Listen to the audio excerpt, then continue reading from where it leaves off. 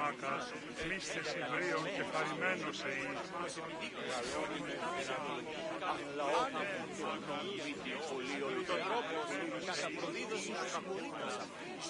Μεγαλώνουμε και πολιώνουμε, φωνία και πυροκτώνε, λαμπρότη και ελκυρία, δαιμονίτης και βρετών ελπίς, ελθέ, ωραίων τριμμούς, ελθέ Θεά σώτηρα, άκουσα καλούς καρδιούς από γέης ειρήνη τερατή, καλυπλόκαμον τη υγείαν και ο Θεά εύδρομε, πέμβεις της ωραίων κεφαλάς, νόσουστε και άλγοι, πέμβεις της ωραίων κεφαλάς, πολύ λίστη, τίνα κακόν, μεγαλώνεις Θεά, αγλαόχημε, τεχνών μήκη, πολύ ολβέ, πολύ λίστη με τίνα κακόν. Hey, let's go. So we're here. Και χώρον διηγηρία, ευόλυτοι συνενόρες, λαυτό, ευρεσίτεχνε, πολυλίστη βασίλεια, ο εολόμορφε και αγιοτάτη.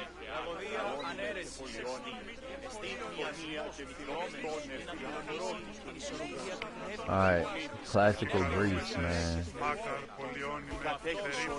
So, y'all know this is new for me. They over here worshiping something. Right now. Alright, let me see what this bitch ass nigga Chris is doing so I get this nigga to tune in.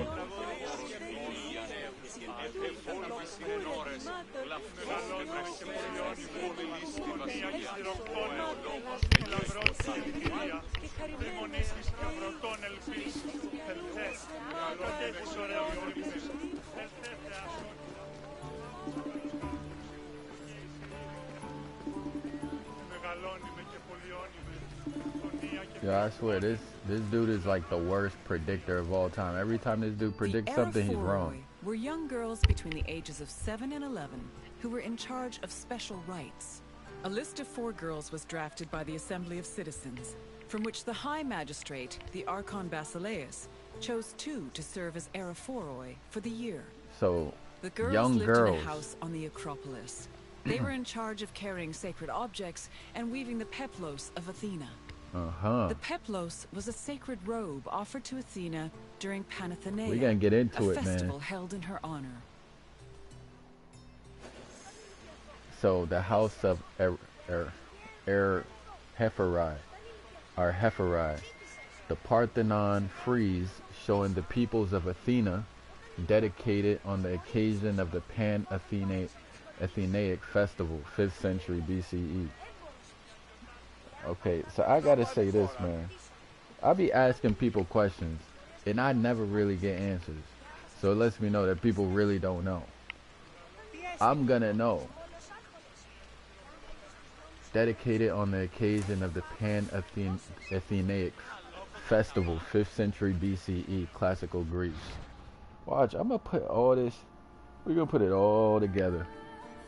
All together. I be watching all these channels and nobody's versatile. Nobody.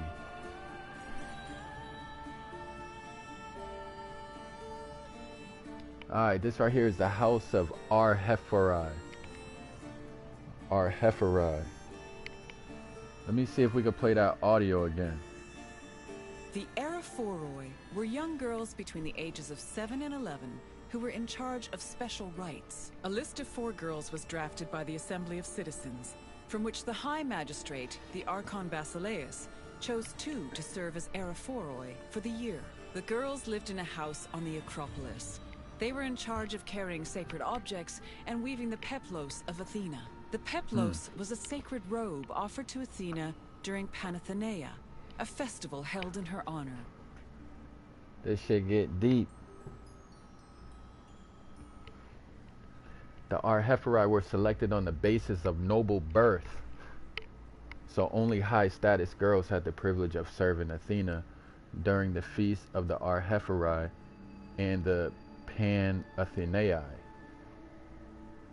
Pausanias wrote that the 2 girls whose designation meant bearers of the mysteries, or of mysteries, sacred offerings. performed a special rite during the Arhephori. Their main duty was to descend from the Acropolis to a precinct of Aphrodite. Yo, this is crazy. Carrying secret objects on their heads given to them by the priestess of Athena.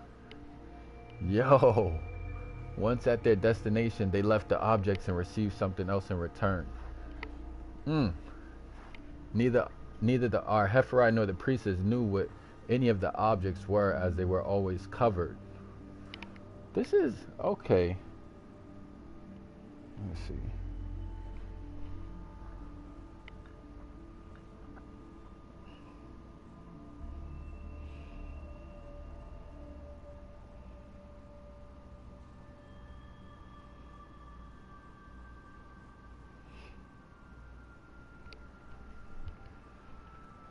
Okay, the Arhephori's other duty was to assist the temple's priestess in the sacred act of weaving Athena's peplos, which is a garment. This ritual took place over 9 months before the garment was finally offered to Athena at the Panathenaea. Something like that. Trying to learn Greek now. Employing young, inexperienced Arhephori guaranteed the purity of the sacred robe. It also gave the girls the chance to learn how to spin and weave, which were the two most important tasks required of Greek women. Okay. Okay. We're gonna be versatile. Damn. My bad. Who am I right now? Let me see. A Greek tough guy. Oh. Okay.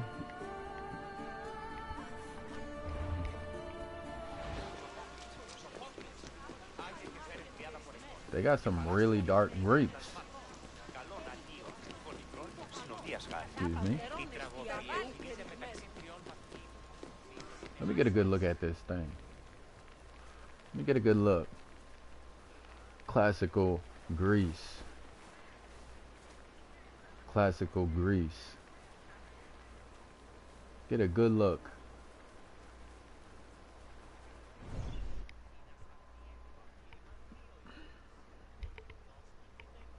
Gotta get a good look. Alright, next one. We're moving on. Look, we got the first person. See that woman right there?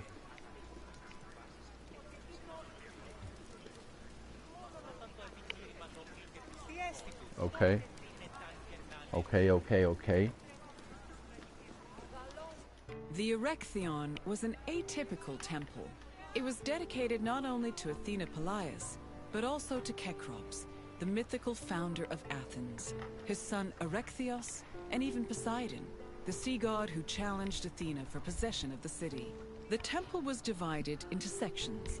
The eastern part housed a statue dedicated to Athena, while the western section jointly belonged to Poseidon and Erechtheos. Meanwhile, King Cecrops' grave was believed to be under the caryatid porch.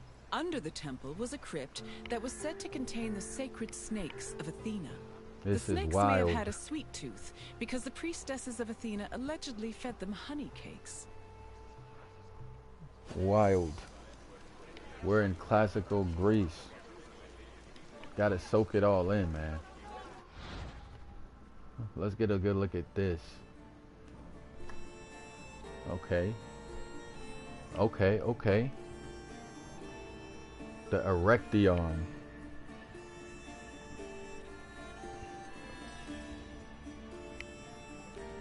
Tell me about the Erechtheion in classical Greece. The Erechtheion is a significant ancient temple on the Acropolis of Athens, dating back to around 421 to 406 BCE. Unlike other temples on the Acropolis, the Erechtheion has an asymmetrical design and is known for its complex structure and multiple levels. It was dedicated to both Athena and Poseidon, and the temple is famously associated with the mythological contest between these two deities for the patronage of Athens. One of its most remarkable features is the Porch of the Caryatids, where the supporting columns are sculpted female figures. Yep, I see it. I see it. So the Erechtheion is a significant temple on the Acropolis of Athens, dating back to around the... Yeah, that's tough. North Court was a cloistered area where Athenians probably performed two specific religious rituals related to the festivals of Plynteria and Calenteria. We gotta get, we gotta figure this shit out, man. We're gonna get to the bottom of things.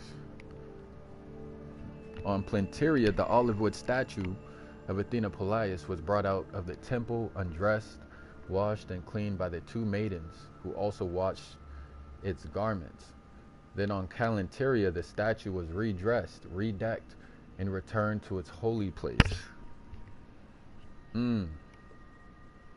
These two feasts, which had numerous funerary connotations, are always connected in the accounts of ancient writers. Athenians believed they were unlucky days because the goddess was otherwise occupied. Yo, this is wild. And accordingly avoided undertaking important activities until the statue was back in the temple.